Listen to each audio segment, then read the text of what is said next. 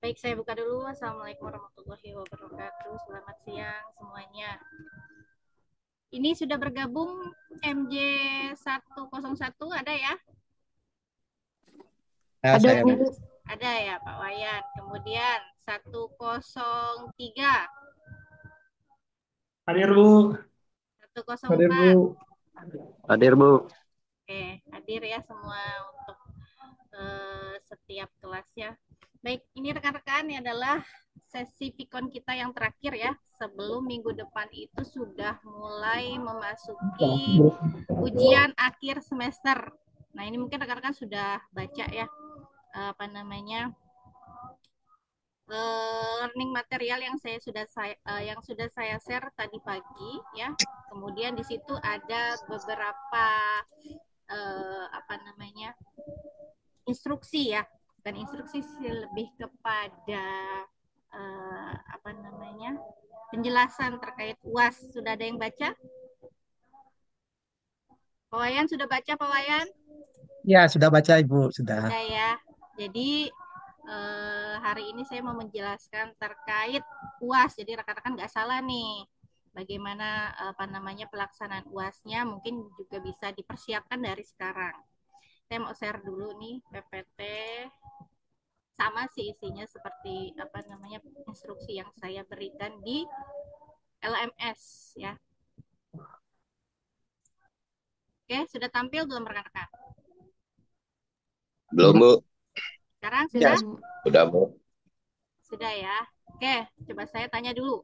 Ada yang belum mengumpulkan tugas? Ada Ya, Bu. sudah semua ya? Karena Udah Bu, udah. oke, alhamdulillah kalau sudah. Jadi gini, karena untuk penilaian rekan-rekan itu akan diambil nilainya mulai dari pertama UTS, kemudian tugas, UAS, dan satu lagi kehadiran. Jadi itu yang rekan-rekan perlu maintain. Nah, kalau misalkan ada salah satu nih ya, kalau UTS kan udah lewat nih. Nah, kalau misalkan tugas ada yang belum mengerjakan, boleh langsung WA ke saya ya. Karena tugas itu sudah dari sesi 14 ya sudah saya tutup. Nah, mungkin selama rentang waktu pada saat saya tutup sampai sekarang itu saya tetap memberikan kesempatan bagi rekan-rekan yang memang terkendala ya, terkendala untuk mengumpulkan tugas, boleh langsung WA ke saya agar nanti saya bisa berikan akses untuk melampirkan jawaban tugasnya. Nah, untuk UAS, rekan-rekan tahu ya kapan dilaksanakan? Tanggal 10 Bu. Tanggal 10 Februari. 10 Februari itu kapan? Berarti minggu depan ya rekan-rekan ya, hari Senin. Jadi UAS itu dilaksanakan di hari Senin. Tepat pukul 8 saya akan posting. Jadi seperti biasa ya, pas jam 8 maka posting UAS untuk soalnya sudah ada. Jadi begitu rekan-rekan buka LMS di jam 8 maka muncul tuh soal UAS. Soal UASnya apa? Nah, saya sudah berikan instruksinya tadi pagi. Jadi rekan-rekan akan melakukan presentasi ya, membuat video presentasi. Terkait apa? Yaitu jawaban tugas. Rekan-rekan tahu ya, ada berapa soal di tugas? Ada dua ya Bu. Ada dua, betul Mbak Siti. Jadi ada dua. Yang pertama adalah soal terkait bengkelnya Pak Abdullah ya. Kemudian yang kedua adalah salonnya Nyonya Devi. Nah, itu kan rekan-rekan diminta untuk membuat dalam bentuk kertas kerja. Nah, rekan-rekan jelaskan bagaimana rekan-rekan membuat apa yang diminta dari soal satu terkait bengkelnya Pak Abdullah, kemudian soal dua terkait salonnya Nyonya Devi. Jadi rekan-rekan presentasikan hasil jawaban rekan-rekan, dari mana hasilnya, kemudian rekan-rekan sebisa mungkin menjelaskan seperti apa yang sudah saya ajarkan ketika membuat posting buku besar, kemudian mencatatkan jurnal, itu kan bagaimana kan rekan-rekan sudah pelajari ya. Nah, sampai situ dulu, ada pertanyaan nggak?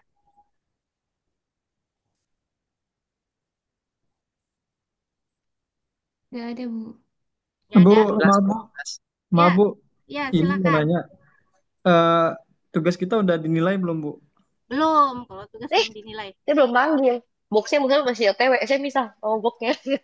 Lalu ya. Karena nanti akan saya Iya, nilai Bapak Is. bersamaan dengan nanti hasil video presentasinya. Itu ya rekan-rekan ya. Karena nanti kan saya mau tahu nih kemampuan rekan-rekan dalam Soalnya menginterpretasikan jawaban yang rekan-rekan. beli cuma baru yang Meskipun pada fairing saat ini, cover karena yang maaf itu ini yang saya mute kurangnya. dulu ya. Itu kurang 11. Oke. Meskipun pada saat rekan-rekan menjawab di soal tugasnya ada yang keliru, tapi rekan-rekan pada saat mempresentasikannya saya rasa misalkan nggak asal-asalan gitu ya, ada poin di mana rekan-rekan paham apa yang rekan-rekan kerjakan, tentunya nggak akan saya penilainya akan berbeda ya untuk hasil nilai tugas dan hasil presentasi video rekan-rekan itu ya. Jadi meskipun salah di jawaban tugasnya, yang penting rekan-rekan paham. Dari situ saya bisa menilai. Jadi parameter rekan-rekan bagaimana. Jangan cuma misalkan jurnal gitu ya. Tuan Abdullah misalkan menanamkan modal di perusahaannya cara tunai gitu ya dengan memberikan misalkan 20 juta. Terus cuma jawab berarti modal debit gitu ya, cash kredit, nggak, jangan gitu ya. Nah itu yang seakan-akan cuman ya rekan-rekan taunya begitu doang gitu, modal di debit kemudian cash di kredit. Kenapa modal bisa di debit dan kenapa cash bisa di kredit? Jadi kalau modal bertambah kan posisinya di debit ya rekan-rekan ya. Kemudian apa alasannya kenapa dia bisa di debit gitu? Karena bertambah. Kemudian cash itu di kredit kenapa? Misalkan cash di kreditnya 20 juta. Rekan-rekan harus bisa menjelaskan bahwa cash itu termasuk ke dalam akun aset. Jika berkurang posisinya di mana? Itu ya, posisinya akan berada di kredit. Jadi itu yang akan saya nilai ya, rekan-rekan itu saya spill tuh. Jadi pemahaman rekan-rekan ketika rekan-rekan mengerjakan apa yang rekan-rekan buat. Makanya penting sekali rekan-rekan paham, jangan cuma mengcopy paste. Ada kan yang kadang-kadang biar cepat mengcopy paste jawaban temannya. Tapi rekan-rekan nggak tahu gitu ya. Ini dari mana asalnya, kenapa posisinya ada berada di sini gitu ya. Nah, itu yang harus dihindari oleh rekan-rekan. Nah, pelaksanaannya adalah untuk UAS itu selama 2 minggu sama seperti pelaksanaan UTS. Jadi dalam rentang waktu 2 minggu tersebut rekan-rekan harus bisa menggunakan waktu itu sebaik mungkin. Karena ini sudah terakhir gitu ya, pas 2 minggu itu waktunya nggak akan jauh untuk penilaian. Kalau penilaian kan kadang-kadang kita nggak bisa ini lagi ya, saya kan nggak bisa mengadakan sipon lagi. Jadi begitu selesai, saya langsung input nilai. Keseluruhan nilai akan saya tampilkan di situ dan hasil KHS, kartu hasil studi akan tampil di si angka. Jadi usahakan misalkan ada kesalahan submit, terutama ini banyak sekali kesalahan submit. Jadi yang disubmit itu bukan mata kuliah pengantar akuntansi, tapi mata kuliah lain. Nah, itu kan kalau misalkan saya sudah tarik semua nilai, kemudian nilai sudah saya munculkan di si akad untuk HS-nya, akan sulit progres kebijakan untuk memperbaiki nilai tersebut. Saya harus lapor dulu ke BAA.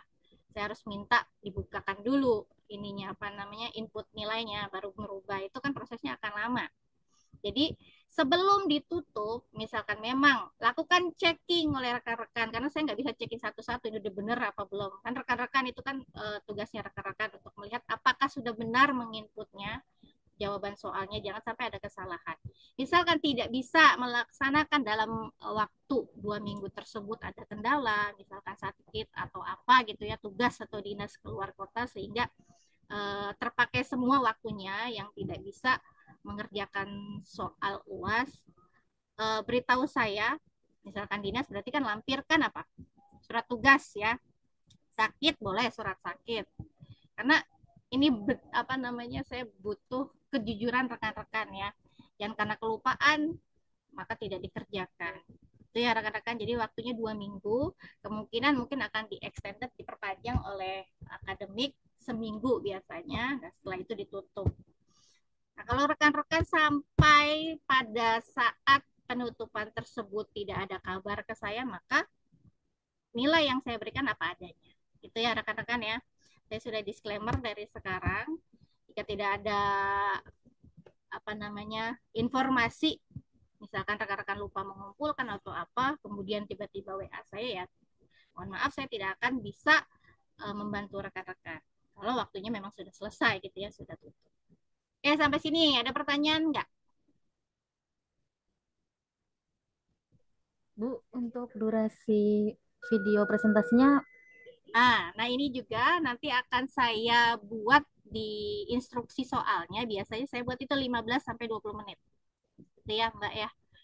ya Bu, 15 sampai 20 menit agar tidak terlalu panjang ya. Saya jadi mengoreksinya juga tidak terlalu lama, kan rekan-rekan banyak nih. Ada 3 kelas, satu kelasnya itu hampir kurang dari 90, artinya 80 lebih ya. Jadi 15 sampai 20 menit gitu ya. Nah, ini ada kendala nggak rekan-rekan untuk mengerjakan video presentasi? Kira-kira ada kendala nggak? Oke, Mas Yanuar silakan. Assalamualaikum warahmatullahi wabarakatuh, Bu. Waalaikumsalam. Jadi kita itu mempresentasikan yang kemarin kita kerjain itu ya, Bu ya, pada intinya. Iya, betul, tugas ya. Yang kita kerjain kemarin kita jelaskan sedetail-detailnya gitu. Betul. Oh, ya udah. Oke.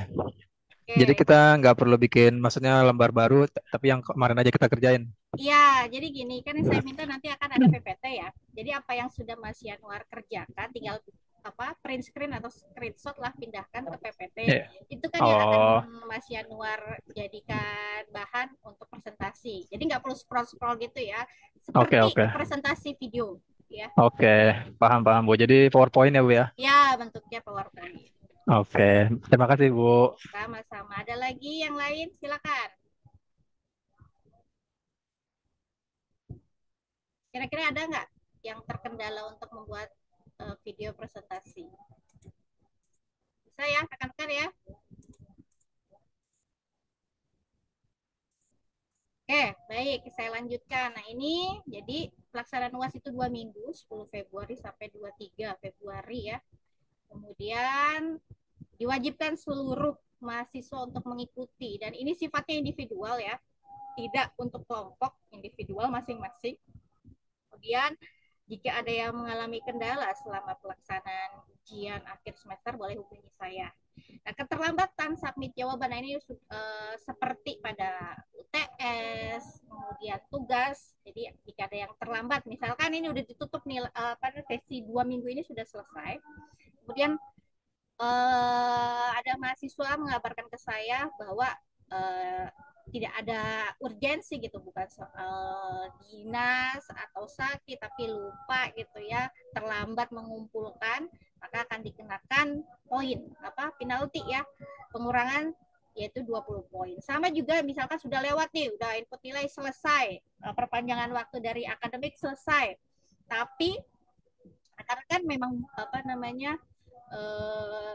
baru mengabari saya gitu, yang akhirnya saya butuh effort untuk melakukan koordinasi dengan BA untuk membuka akses input nilai. Nah, itu juga saya kenakan karena sudah selesai kan waktu pertambahan waktu untuk ujian akhir semester, biasanya kan seminggu selesai, input nilai selesai, rekan-rekan baru mengabari saya. Maka akan saya kenakan pengurangan 20 poin sebagai penalti ya.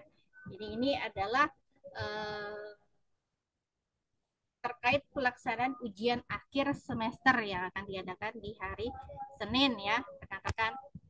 Kemudian, jadi ini instruksinya yang seperti saya lampirkan atau saya jelaskan di LMS, bahwa ini dikerjakan secara individual. Melakukan presentasi jawaban tugas terkait soal 1 adalah Tuan Abdullah, dia buka bengkel. Kemudian soal 2-nya Nyonya Devi terkait salon ya. Kemudian rekan-rekan buat tuh video presentasi dengan menggunakan PPT. Jadi apa yang sudah rekan-rekan buat, jawaban tugasnya, buat di dalam PPT atau convert ke PPT, sehingga nanti itu akan memudahkan rekan-rekan dalam melakukan presentasi video. Nah, mudahnya video presentasi itu dibuat ke YouTube ya, jadi gampang dibuka. Karena kalau Google Drive itu sistemnya bisa terkunci ya. Jadi amannya sih di YouTube. seperti saya kalau share apa namanya share video, rekaman video Vicon itu kan biasanya di YouTube ya, karena memang lebih mudah diakses. Namun kalau misalkan rekan-rekan mau menggunakan Drive juga boleh, asal jangan dikunci ya. Jadi bisa saya buka. Nah, kalau yang dikunci bagaimana? Nah, ini juga kan effort lagi nih, saya harus infokan lagi gitu ya. Biasanya saya kasih feedback di apa namanya? Di jawaban rekan-rekan. Nah, ini kan rekan-rekan saya minta agar tetap dipantau ya. Apakah ada feedback dari saya terkait ininya tidak bisa dibuka, linknya tidak bisa dibuka. Nah itu, jadi rekan-rekan saya minta untuk tetap maintain apa yang sudah rekan-rekan submit untuk UAS, sehingga saya bisa menginformasikannya lebih awal gitu. Ketika saya koreksi, saya bisa rekan-rekan bisa lihat feedbacknya kemudian menginfokan ke saya. Jadi waktunya tidak panjang gitu ya, terlalu lama selesai penilaian baru menginfokan ke saya, kan repot tuh kalau kayak gitu. Saya minta kerjasama dari rekan-rekan. Itu ya rekan-rekan terkait instruksi pengerjaan ujian akhir semester. Ada pertanyaan? Bu, maaf Bu, satu lagi Bu. Ya, silakan. Ya, misalkan pas kita ngerjain UAS video, kita menyadari jawaban tugas kita ada yang salah gitu. Apakah bisa diperbaiki Bu? Boleh diperbaiki. Oke Bu. Makasih Bu. Oke, jangan asal udah disubmit, Bu salah Bu, saya perbaiki dulu ya. Nah, jangan kayak gitu ya. Ya Bu. Oke, silakan Mbak Siti Hajar. Iya, siang Ibu. Siang. Ya, Bu, saya mau tanya, Bu, ini terkait di luar dari UAS, Bu. Saya mau tanya, kemarin waktu di sesi 11 saya sempat ada keterangannya alfa, Bu. Mohon maaf nih, Bu. Itu Oke. gimana ya, Bu? Jadi gini ya, ini sebetulnya sudah saya jelaskan di awal perkuliahan bahwa kita LDP-nya rekan-rekan harus tahu ya. Learning design proses perkuliahan di Unsia itu mulai dari hari Rabu sampai dengan Minggu ya, setiap sesinya. Jadi misalkan dari Rabu sampai Minggu Mbak Siti Hajar nggak mengakses, tapi aksesnya di hari Senin berikutnya, maka terhitung alfa. Nah biasanya sistem itu akan merecord seperti itu. Jadi pada saat Senin itu kan waktu dosen untuk menutup kelas. Nah kalau sudah ditutup tapi Mbak Siti Hajar mengakses setelah dosen menutup kelas, maka tidak akan terrecord. Sistemnya akan merecord alfa. Nah, masuklah jadi Mbak Siti Hajar itu berarti ada keterlambatan mengakses learning material atau akses perkuliahan gitu Mbak Siti Hajar. Itu bisa diperbaikin nggak ya, Bu? Boleh lah Bu ya, awal-awal semester gitu. Nah biasanya gini, saya minta kan ada beberapa mahasiswa yang memang langsung WA ke saya ya untuk meminta perbaikan. Jika saya lihat, biasanya saya minta gini, jika saya lihat bukti download materinya memang pada saat rentang perkuliahan dari Rabu sampai Minggu itu akan saya perbaiki. Namun kalau saya lihat lewat dari akses rentang perkuliahan, maka saya tidak bisa memperbaiki. Kecuali Mbak Siti Hajar memang ada dinas gitu ya, ada keluar kota dan bisa membuktikan ke saya perbaiki. Oh gitu, baik Bu. Izin nanti saya WA Ibu ya Bu. Oke, silakan. Makasih Bu. Sama-sama. Ada lagi?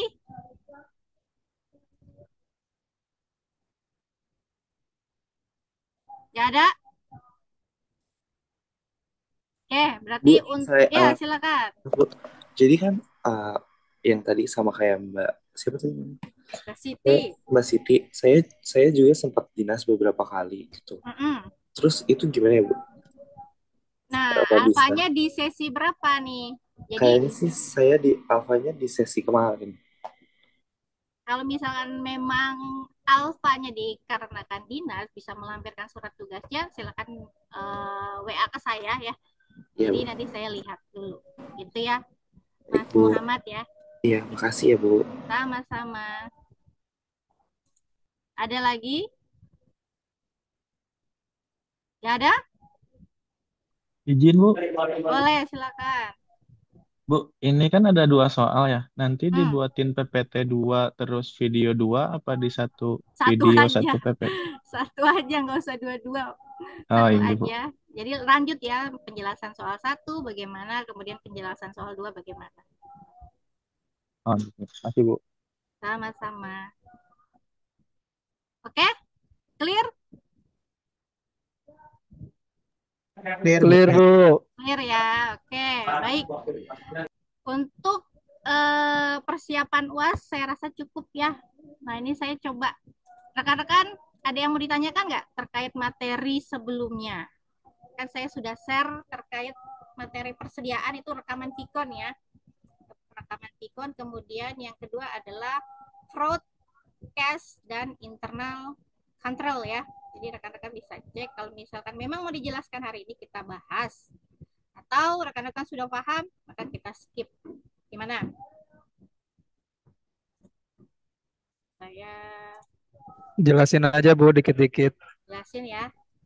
Saya buka dari persediaan ya. Terakhir itu kan persediaan. Bentar.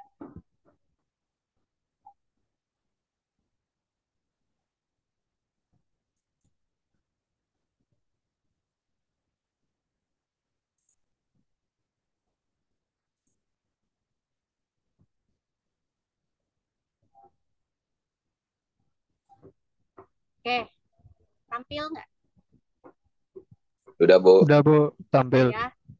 Nah, ini rekan-rekan sudah pada saat saya memberikan rekamannya sudah berserta ini kan ya PPT-nya ya, sudah ya?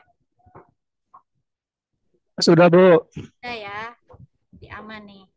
Oke, jadi ini adalah materi terkait persediaan, walaupun rekan-rekan sudah lihat rekamannya, biar afdol ya kita bahas lagi.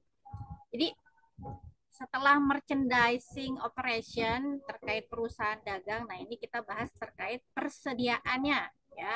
Jadi di sini rekan-rekan akan memahami apa itu pengertian, klasifikasi dan kepemilikan persediaan serta bagaimana melakukan pencatatan persediaan dengan 3 metode. Nah, rekan-rekan tahu ya, first in, first out, terus apa lagi? Tahu nggak? FIFO,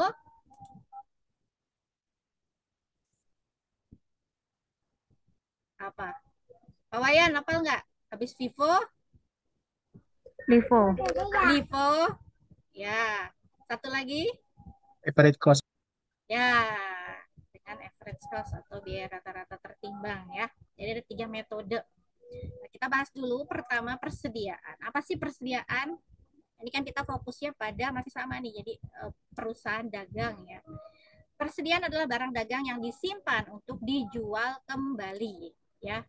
Nah, dijualnya dalam kegiatan normal perusahaan dan bahan yang diproses dalam proses produksi atau bahan yang disimpan untuk produksi. Jadi, persediaan ini bisa digunakan untuk perusahaan dagang ataupun perusahaan manufaktur gitu ya. Jadi, pengklasifikasian persediaan tergantung pada apakah perusahaan tersebut adalah pedagang. Kalau pedagang kan berarti termasuk ke dalam perusahaan dagang. Ataukah dia pembuat atau produsen, maka masuknya ke perusahaan manufaktur ya.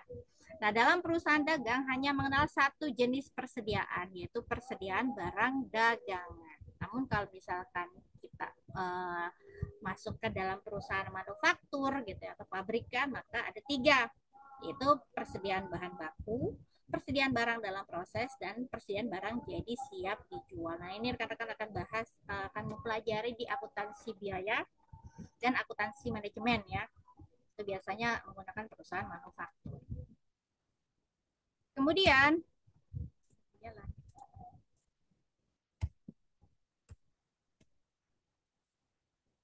bentar rekan-rekan, sepertinya dia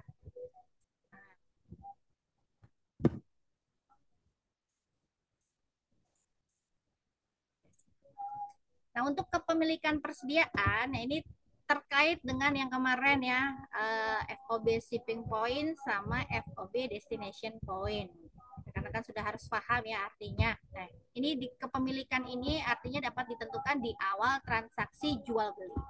Jika persyaratan penjualannya FOB shipping point, maka begitu barang keluar dari gudang penjual dijual, kemudian barang tersebut, artinya barang tersebut sudah bukan lagi milik si penjual, tetapi telah menjadi milik dan tanggung jawab penuh si pembeli. Jadi kalau misalkan ada kejadian di luar misalkan pada saat pengiriman gitu ya, ada terjadi suatu hal, maka itu bukan lagi tanggung jawab si penjual, tapi sudah tanggung jawab penuh si pembeli. Nah, bagaimana kalau FOB destination point? Nah, kepemilikan barang baru akan beralih dari penjual ke pembeli setelah barang tersebut benar-benar diterima atau sampai ke gudang pembeli. Jadi, selama barang tersebut belum sampai kepada pembelinya, ya, berarti itu masih milik si penjual, gitu ya. Nah, kalau sudah sampai, misalkan kita pakai bayar COD, berarti begitu sampai kita bayar baru hak kepemilikannya berpindah ke kita. Itu ya rekan-rekan ya, itu terkait kepemilikan persediaan. Nah, pencatatan persediaan ada perpetual dan ada periodik ya. Jadi perusahaan dagang secara sistematis akan menyelenggarakan catatan persediaan untuk menentukan pertama berapa besar persediaan barang dagang yang tersedia untuk dijual dan berapa besar persediaan barang dagang yang laku terjual. Sistem pencatatannya perpetual, periodik. Nah, perpetual bisa pakai 3 metode, periodik juga bisa pakai 3 metode. Ini saya lewatin ya, saya skip ya. Kita langsung ke metode penilaiannya. Penilaian terkait first in, first out, last in, first out, kemudian biaya rata-rata atau average cost method ya. Nah, kalau first in, first out artinya yang pertama masuk, yang pertama keluar gitu ya. Jadi unit yang masuk duluan adalah unit yang pertama akan keluar. Nah, kalau last in first out artinya yang belakangan masuk akan yang pertama keluar. Gitu ya, itu first in first out dan last in first out. Nah, ini kalau metode biaya rata-rata kita nggak merata-ratakan, tapi nanti kita lihat bagaimana cara melakukan penilaian persediaan dengan metode biaya rata-rata. Kita masuk dulu ke perpetual. Perpetual ini menggunakan 3 metode, first in first out, last in first out, dan average cost ya. Nah, mungkin rekan-rekan juga sudah tahu ya perbedaannya. Nah, ini kalau perpetual, ini ada contoh ya. Dari tanggal 1 Maret sampai 31 Maret. Yang mana pada 1 Maret artinya dia mencatatkan persediaan awal. Berarti kan ini persediaan awal dari bulan sebelumnya ya. Jadi sebelum bulan Maret apa? Februari ya, jadi mencatatkan persediaan, berarti dari persediaan akhir Februari masuk ke Maret artinya persediaan awal. Nah, kuantitasnya artinya unit yang tersedia selama pada bulan Maret untuk persediaan awal adalah 120. Harga perolehan per unitnya adalah 200.000. Nah, pada tanggal 5 Maret persediaan kita, ini anggap kita yang punya nih ya, 120 ini terjual 84 gitu ya, di bulan Maret ya, tanggal 5. Kemudian lakukan lagi pembelian tanggal 12. Kalau pembelian artinya kan masuk lagi ya persediaan ya. Kita beli lagi stok buat persediaan. Masuk 96 tapi dengan harga perolehan yang berbeda. Karena biasanya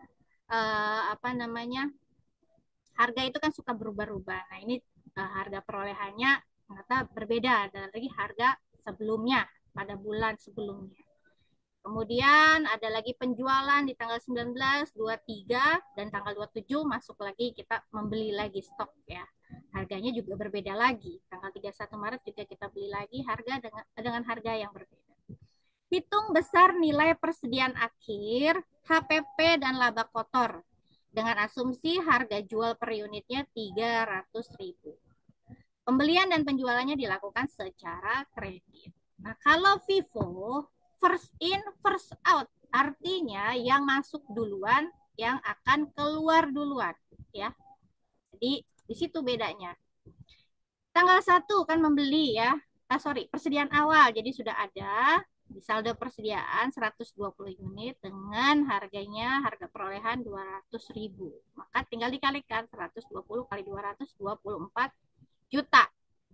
Kemudian di tanggal 5 Maret itu menjual 84 unit. Berarti 84 kan dia masih menjual sisa stok atau persediaan awal kan dengan harga perolehan yang sama. Berarti 84 kali 200 sama dengan 16,8 juta. Maka sisa di saldo persediaan berapa?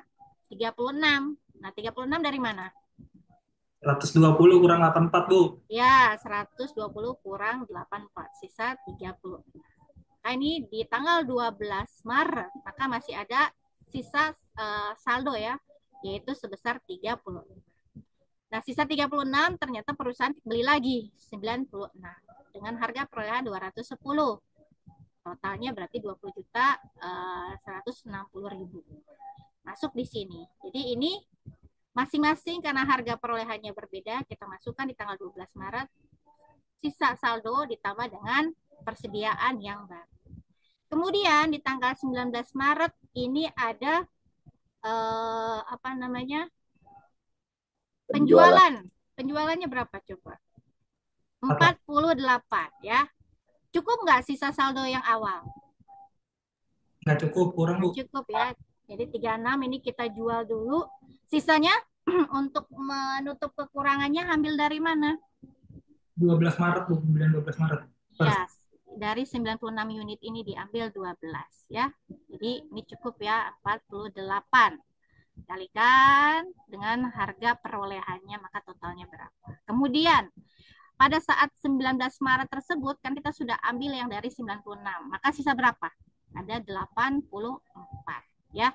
Nah, 84 di tanggal 23 Maret ada lagi penjualan, ambil dari sini karena kan yang stok awalnya sudah habis ya. Ambil dari yang stok baru. 84 dikurang dari penjualannya 24 unit. Nah, ini tinggal dikali aja ya rekan-rekan ya. Nggak sulit ya, tinggal kali hasilnya totalnya di sini. Maka dari 84 dikurang 24 hasilnya adalah 60 ya, sisa 60. Kemudian melakukan pembelian lagi di tanggal 27 dengan harga perolehan yang berbeda. Berarti nggak bisa kita masukkan karena harga perolehannya berbeda, jadi nggak bisa disatukan.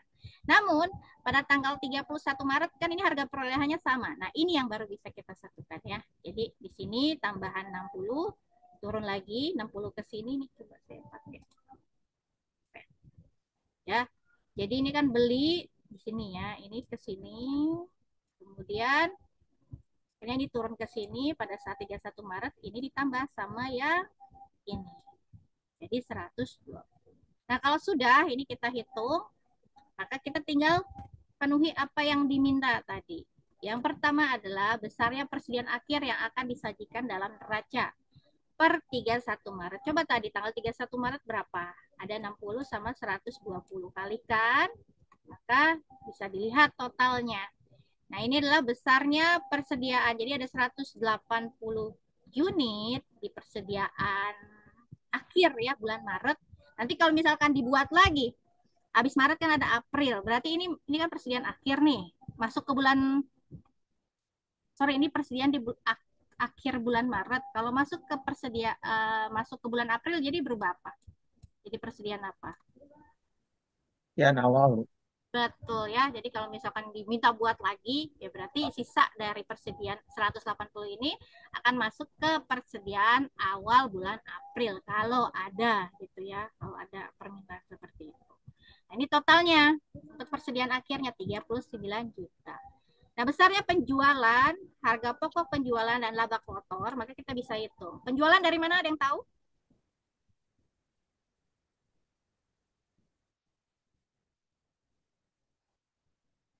Bagaimana menghitung penjualan? Ada yang tahu nggak? Tadi ada asumsinya, Bu, 300.000 per hari. Betul. Nah, ini ya. Kita lihat berapa totalnya dikalikan dengan 300.000. Jadi penjualan nih 1, 2, 3. Coba tuh hitung berapa. 84 tambah 48 tambah 24 berapa? Dikalikan 300.000. Betul nggak hasilnya? 6. Ah, ini lagi nih yang lagi saya nggak bisa.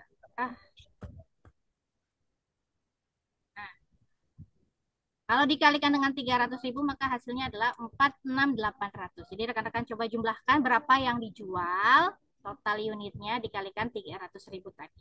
Hasilnya 46.800. Untuk HPP, dapat dari mana HPP? Ini dijumlahkan. Ya.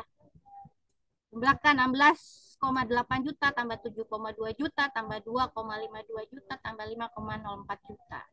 Hasilnya adalah 3156. Maka laba kotornya, laba kotor ingat kalau di laba rugi, kalau di laporan kan penjualan dikurang HPP baru dapat laba kotor. Nah, laba bersih bagaimana? Kalau minta laba bersih berarti setelah laba kotor dikurangi dengan biaya-biaya.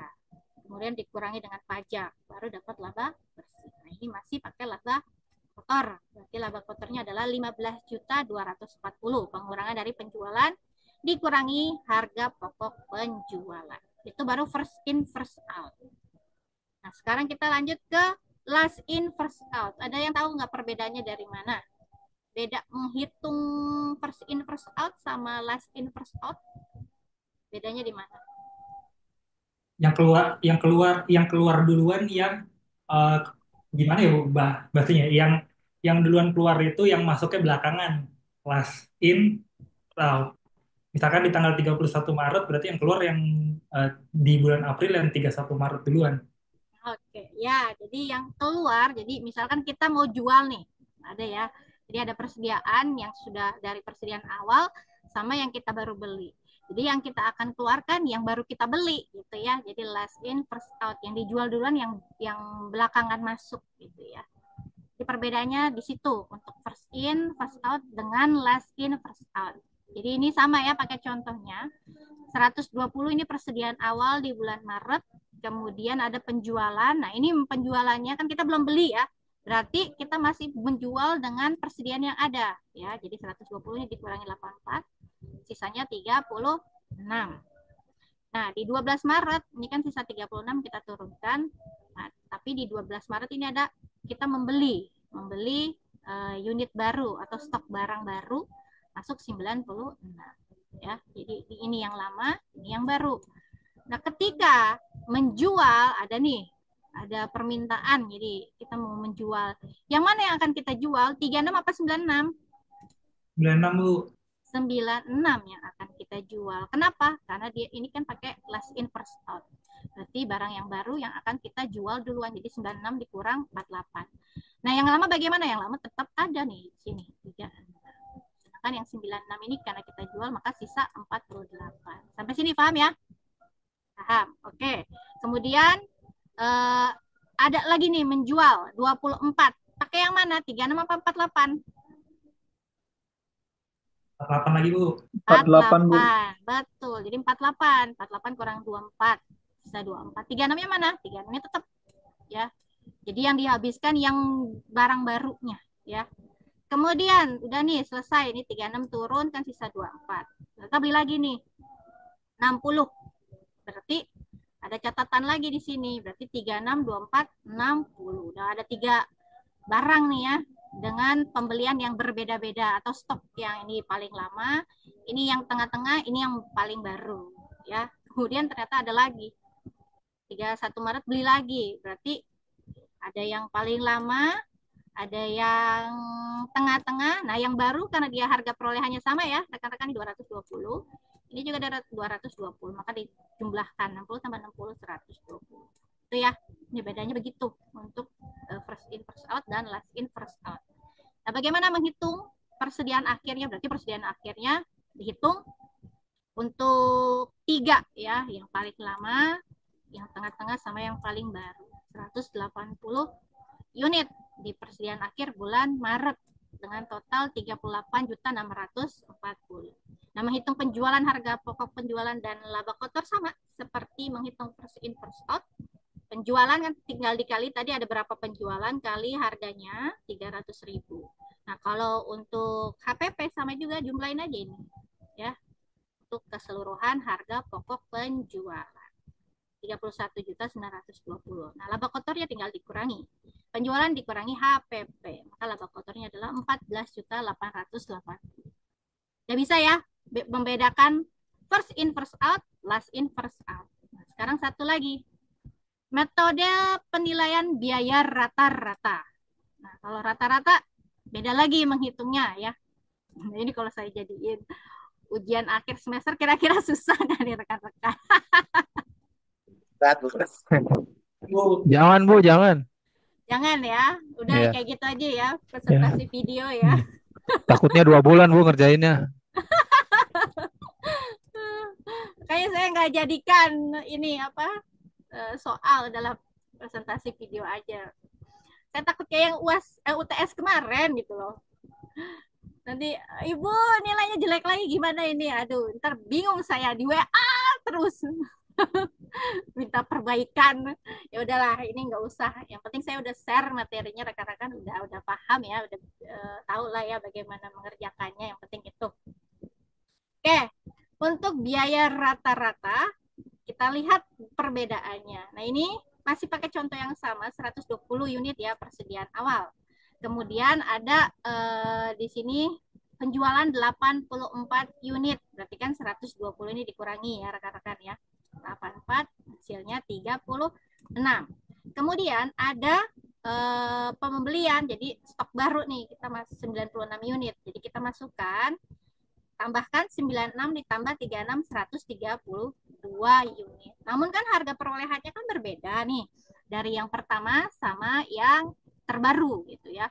Nah ini bukan kita mau rata-rata kan kita nggak bagi, cuman kita lihat dari hasil ini. Jadi coba 7,2 juta ditambah 20,16 juta hasilnya benar nggak? 27,36 juta. Rekan-rekan pakai kalkulator hitung. Kita nggak hitung lagi ya. Jadi kalau benar, maka tinggal dibagi 27.360.000 dibagi 132. Maka akan ketemu harga perolehannya 207. Cuman baginya jangan begini ya, jangan 27,36 bagi 132. Nah, hasilnya akan 0, gitu ya. Harus full 27.360.000. Baru ketemu hasilnya 207. Coba Mas Raka deh, coba hitung benar nggak Mas Raka? Bentar Bu.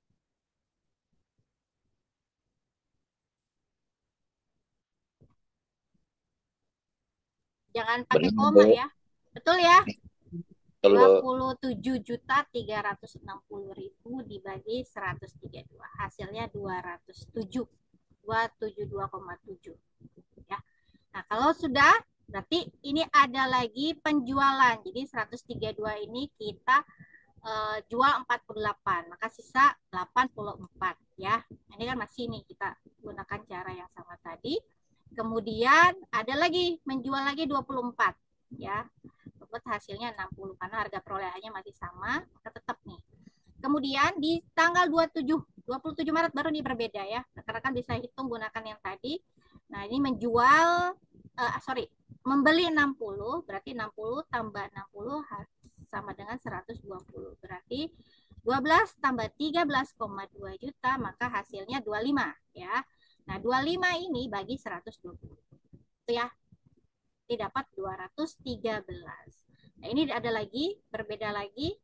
220 berarti rekan-rekan harus hitung lagi seperti tadi ya. Jadi masukkan ini 120 tambah 60 berarti 180. Jadi rekan-rekan 25 tambah 13,2 hasilnya 38. 38 bagi 180 unit maka 215. Itu ya. Sampai sini paham ya rekan-rekan ya? Bisa dipahami ya? Kita lanjut nih. Menghitung biaya rata-rata. Nah, tinggal jumlahkan. Kalau first in first out dan last in first out kan beda-beda ya. Kita hitung satu-satu. Nah, ini tinggal hasil akhirnya aja kita lihat. Kalau 180 ya 180. Kalikan berapa harga perolehannya, maka totalnya sudah diketahui. Untuk besarnya penjualan, HPP, dan laba kotor juga rekan-rekan bisa gunakan cara yang sama seperti FIFO, LIFO, ya penjualannya berapa, kalikan dengan harganya. Kemudian HPP-nya hitung, nih HPP hitung semua 31, maka penjualan dikurang HPP sama dengan laba kotor. Itu ya. Oke. Kemudian, ini panjang nih. Ada perpetual, ada periodik ya. Mungkin rekan-rekan bisa baca lah ya yang periodiknya. Jadi ini rekan-rekan bisa lihat dan pahami. Kalau ini gini, kalau yang periodik, jadi first in, first out. Jadi kalau contohnya seperti ini, jadi ini kan ada persediaan awal nih. 1 Januari 200, Maret ada pembelian stok 300, kemudian 18 Agustus 400, pembelian lagi 100. Total yang yang bisa dijual ada 1.000 ya. Kemudian pada saat perhitungan fisik yang dilakukan tanggal 31, ternyata ada 300 unit yang belum yang maksudnya belum terjual atau nggak laku lah gitu ya. Dari 1.000 ada 300. Nah, bagaimana kita menghitung persediaan akhir dan HPP-nya? Nah, kalau kita pakai FIFO artinya di sini karena yang dijual pertama adalah barang yang sudah masuk ya, ada lebih dulu atau yang pertama kali dibeli, maka yang menjadi persediaan akhir adalah barang yang dibeli belakangan. Nah, sedangkan yang termasuk ke dalam barang yang tadi tidak laku terjual adalah kita lihat ini kan 100 unit, berarti kita pakai yang mana?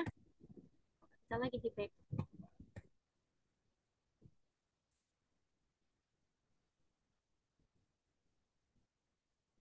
Jadi barang yang belakangan yang nggak laku gitu ya. Karena yang mau dijual adalah barang yang lebih dulu masuk. Aduh, nggak bisa nih rekan-rekan. Jadi yang diambil adalah yang ini. Pertama, yang nggak laku 100 unit dari tanggal 26. Kemudian, karena ada 300 berarti ambil 200 dari 400 ini ya. Jadi 100 dari tanggal 26 dan 18 Agustus ini ambil 200. Maka 300 unit. Sesuaikan dengan harga perolehan. Jadi yang pertama adalah 120 ya. Ini kan 120. Nah, 200 unitnya kalikan 110. Maka totalnya 300 unit. Berapa total persediaan dari yang tadi 300 unit yang tidak laku terjual adalah 34 juta. Kalau first in first out artinya yang dijual adalah yang duluan masuk. Nah, berarti yang nggak laku yang mana? Yang nggak laku adalah yang belakangan masuk. Jadi dihitungnya dari bulan yang paling akhir gitu ya, Desember dan Agustus. Nah, karena barang yang tersedia untuk dijual adalah 1.000 unit, di mana 300-nya masih tersedia di gudang, maka artinya banyak unit barang yang terjual adalah 700 ya. Jadi 1.000 unit yang nggak laku 300, maka yang dijual berapa? 700 unit. 700 unit berarti dari yang mana? Dari awal gitu ya. Dari unit yang paling awal. Nah, persediaan awal 200 ditambah pembelian 5 Maret baru 500. Sisanya dari 18 Agustus kan masih ada 200. Maka dari 200 ini diambil. Kalikan dengan harga perolehan tiap unitnya. Nah, hasilnya untuk HPP 700 unit ini adalah 70 juta. Nah, kalau misalkan kita mau pakai cara lain menghitung HPP, ya tinggal harga pokok barang tersedia dijual, tadi jumlahnya 104 ya nih rekan-rekan bisa lihat. 104 dikurang 34 juta dari yang tadi belum terjual, maka hasil HPP-nya adalah 70 juta. Sama ya, ini sama ini. Itu ya rekan-rekan ya. Oke, karena sudah pukul 2, saya ada Vicon lagi. Saya rasa cukup ya rekan-rekan untuk penjelasan terkait persediaan. Harusnya ada satu lagi fraud ya, tapi fraud itu lebih ke teori, rekan-rekan bisa baca ya. Fraud artinya kan penyimpangan atau apa ya? Nah, penyimpangan apa? Kecurangan, Bu. Ya, kecurangan itu lebih tepat, kecurangan. Terus bagaimana kelicikan, Bu. Ya. Ya, apalah rekan-rekan mau mengartikannya. Intinya itu adalah salah satu tindakan yang tidak benar gitu ya. Bagaimana caranya untuk mengatasi itu kan ada. Nggak boleh itu, Bu. Iya, nggak boleh memang. Jangan diterapkan. Memang nggak boleh. Jadi ada cara-cara bagaimana perusahaan untuk mengurangi atau menghapuskan gitu ya tindakan-tindakan seperti itu, kan ada pengendalian internal gitu. Itu bisa dibaca di PPT-nya. Gitu ya rekan-rekan ya. Kemudian penjelasan satu lagi apa? Petty cash ya. Dana kas kecil itu ya, memang paling banyak sih dana kas kecil yang sering adanya fraud gitu ya, walaupun yang gede-gede juga banyak sekarang. Oke, rekan-rekan cukup ya untuk Vicon. Semoga untuk pelaksanaan UAS rekan-rekan lancar ya, tidak ada kendala sehingga bisa nanti. Amin, doain ya Bu ya. Amin, saya doakan. Bu, izin Bu. Ya, silakan. Pikonnya bisa minta tolong di-share LMS. Iya, nanti di-share. Ini pasti di-share kok. Ya. Denny baru bangun, Bu. Iya, kayaknya baru join ini Mas Denny. Biasanya udah tampil di sini mukanya, tapi ini nggak ada. Dari tadi. Lagi repot, Bu. Nyari gas dia Bu kemana-mana tadi. Masya Allah. Bu, izin bertanya 1 menit boleh, Bu? Boleh, silakan Pak. Ibu, tadi saya menyimak itu yang apa namanya FIFO, LIFO, dan average cost method ya. Jadi kalau FIFO mungkin kita udah paham. LIFO mungkin jarang digunakan ya. Iya, Tapi betul. ya sepintas saya lihat itu antara FIFO dengan apa namanya average cost itu kan laba kotornya lumayan selisih ya Bu. Nah itu bagaimana kira-kira apa namanya dalam perusahaan gitu kalau misalnya hasilnya kan tentu jauh beda. Nah, ini Itu tergantung agak mengganjal ya Bu, ya. Agak mengganjal sedikit. Ya memang selisihnya kan tergantung dengan metode yang digunakan karena hasilnya memang cukup berbeda jauh ya LIFO dengan average cost. Nah, kalau tindakan manajemen ya, apa maksudnya Pak? Iya betul, tindakan manajemen. Jadi karena hasil keuntungannya itu beda, mana nanti yang dipilih oleh suatu perusahaan gitu. Ini dalam dalam prakteknya. Nah, kalau prakteknya saya nggak tahu mau dipilih yang mana karena tergantung keputusan dengan perusahaan. Tentunya yang pasti kan ada tadi ya asumsi-asumsi yang mau digunakan. Jika perusahaan menilai tadi kan apa namanya persediaannya terlalu tinggi gitu kan, hasilnya bagaimana terhadap laba. Nah, itu mungkin bisa digunakan asumsi tersebut. Kan ada di PPT tuh yang saya berikan. Jadi setiap tindakan atau keputusan yang diambil perusahaan bisa dilihat dari asumsi yang digunakan. Itu ya Pak ya. Siap. Terima kasih Bu. Sama-sama. Jadi dia mau menilai apa nih? Kalau misalkan terlalu rendah atau terlalu tinggi kan ada ininya. Apa namanya? Hasil terhadap labanya bagaimana? Oke? Ada lagi rekan-rekan? Cukup ya? Ya, cukup. Baik, kalau begitu terima kasih untuk rekan-rekan yang sudah hadir. Semoga nanti pada saat pelaksanaan UAS jangan ada yang sakit ya, sehat semua ya sampai Amin Bu, seterusnya ya. amin. Jangan ada kendala gitu ya. Ibu juga sehat-sehat Bu. Amin, terima kasih ya.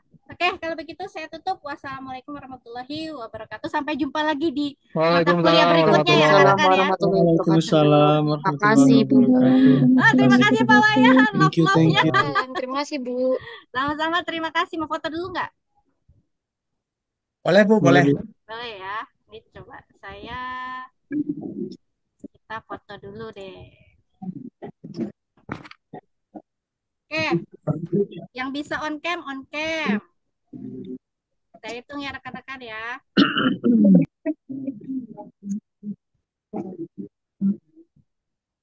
Tunggu sebentar. 1, 2, 3. Oke. Slide berikutnya. Ada 2 nih. Satu lagi. 1, 2, 3. Oke, yang kedua kayaknya off cam semua. Oke, kalau begitu terima kasih ya rekan-rekan. Saya tutup. Assalamualaikum warahmatullahi wabarakatuh. Waalaikumsalam. Waalaikumsalam warahmatullahi wabarakatuh. Terima kasih.